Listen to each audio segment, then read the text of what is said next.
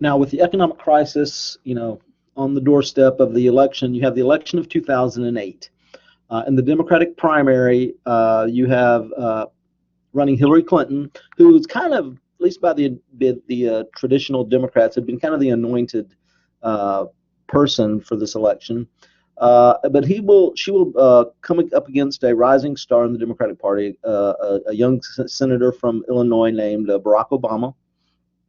Obama will eventually win a very closely contested Democratic primary. The Republican nominee for the 2008 election will be U.S. Senator from Arizona and former prisoner of war in the Vietnam War, John McCain. And in this, once again, it's much like the Clinton Bob Dole election, where you kind of have this young versus old, or a new breed of people versus the old school. But Obama wins fairly easily, and helping him maybe draw some of the older voters was that he chose a senator, sitting senator from Delaware, who had been, a long-serving senator named Joe Biden. Of course, the obvious historical significance of President Obama's election is he is the first non-white president in American history. His father was of African descent, and he had a white American mother. And so this was a hugely significant historical election. He had a lot on his plate as he came into office. First 100 days plan. First of all, he had to address the economic problems from the Great Recession because it was really just kind of getting started. He wanted to draw down from the Iraq War and use those resources, he argued, to refocus on Afghanistan, which many thought was really the one legitimate war as a retaliation for 9/11. He wanted to reform the healthcare system. He's going to try to do, once again, what previous Democratic presidents from Harry Truman to Bill Clinton had tried to do, and that is reform healthcare, broaden healthcare coverage. And then he wanted to expand regulation on Wall Street. His goal was to kind of go back to some of the protections that had been implemented in the New Deal after the Great Depression to kind of limit the risky behavior of banks and Wall Street. As far as his successes, he passed the American Recovery and Reinvestment Act, which basically is called the stimulus package. And by stimulus, I mean stimulating the economy, and really took a page from the New Deal after the Great Depression, and basically using the power of the federal government, the economic resources of the federal government to spur the economy, spending government dollars, tax dollars, to drive demand for services and create jobs. And for all intents and purposes, it stopped the downward spiral, much like the New Deal, stopped the downward spiral of the Great Recession, and put us on a path towards recovery. As far as healthcare, he was able to pass the Patient Protection and Affordable Care Act, which basically provided broadened access to health insurance for those that had generally been underinsured or not insured at all.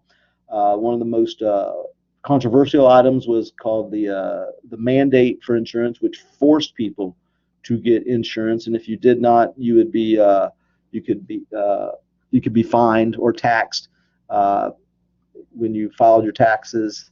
So it was very controversial. Many people didn't like the fact that the federal government was telling people that they had to have insurance, but the plan itself was basically a copy of a plan that had been implemented in Massachusetts by former Massachusetts Governor Mitt Romney, a Republican. But anyway, but it did pass, and with a lot of division, a lot of challenges to it. But when Obama became president, and these policies, these more liberal policies began to pass, you started to see an organized resistance and an organized faction rising up to challenge Obama and his policies, and it was called the Tea Party. Basically, they did not like the health care. They argued against all the liberal policies. And underlying it, they also began to question President Obama's status or legitimacy as president, challenging whether he should actually be president or not, with what's called "quote unquote" the birther conspiracies, arguing that that he was not born in the United States, although Hawaii produces a birth certificate that showed he was born in Hawaii. There are many argued that he was not born in Hawaii, that he was born in his father's native land of Kenya. But regardless, it was an attempt to undermine and to delegitimize President Obama. There's a photo of President Obama on the left and Vice President Joe Biden on the right. Other policies and things that were going on during the Obama presidency. Policies were passed that allowed gay men and women to serve openly in the military, kind of ending that don't ask, don't tell policy of from the Clinton and Bush years. He appointed 2 women to the Supreme Court, Sonia Sotomayor, who was the first woman of Latina descent to serve on the Supreme Court, and then Elena Kagan. He directed the Environmental Protection Agency to adopt the Clean Power Plan as a way to address the problems of global warming, climate change that most scientists agree is occurring. That, of course, there's always been pushback from those that claim that that it is not a problem, or it is not a problem that we have the ability to address, and they don't want to do that. But he was able to adopt the Clean Power Plan, which helped address some of those issues. Also, during the presidency, you saw the official end to the Iraq War in 2011. So his policy of attempting to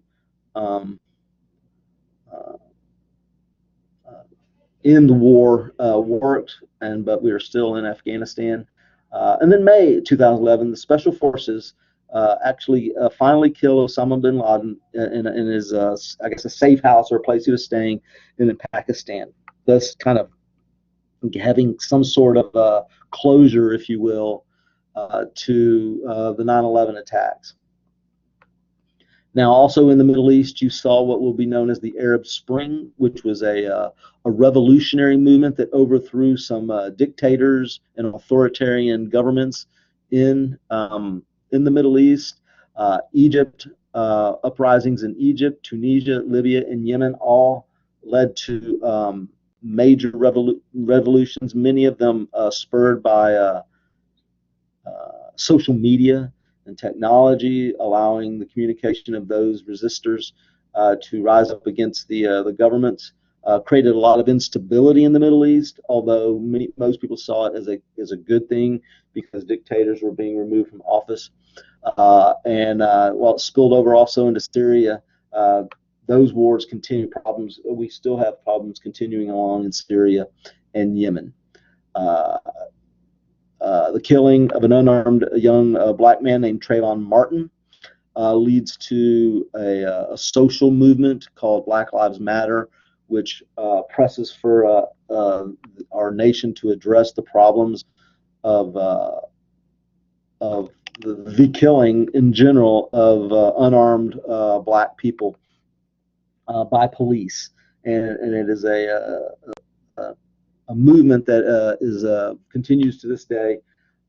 And so we'll once again, as most all social movements, it began as just an individual protest, but kind of morphed into something much larger. Don't have it listed here, but Obama wins re-election in 2012 against that previously mentioned former Massachusetts Governor Mitt Romney. And then the election of 2016. The Democratic primary, you have Hillary Clinton once again running for the nomination, and her main challenger will be Bernie Sanders, who is an independent and about what's called Democratic Socialist, which he means he has much more on the liberal spectrum of the ideology of the Democratic Party, and it is a very divisive and controversial primary. But Hillary Clinton eventually wins the Republican primary. Pits Donald Trump versus Ted Cruz, John Kasich, Marco Rubio, and a handful of others. But surprising most everybody, including the pollsters, Trump wins the election, wins the primary, first of all, but then wins the general election.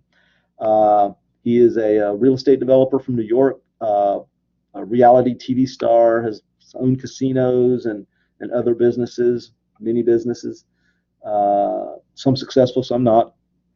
He was very, very divisive and controversial on his statements on immigration and race and gender, and he had overcame many what scandals, I guess, that you could say that might have brought down any other traditional candidate, but because he was not a traditional politician, he seemed to be able to overcome these things and won the election.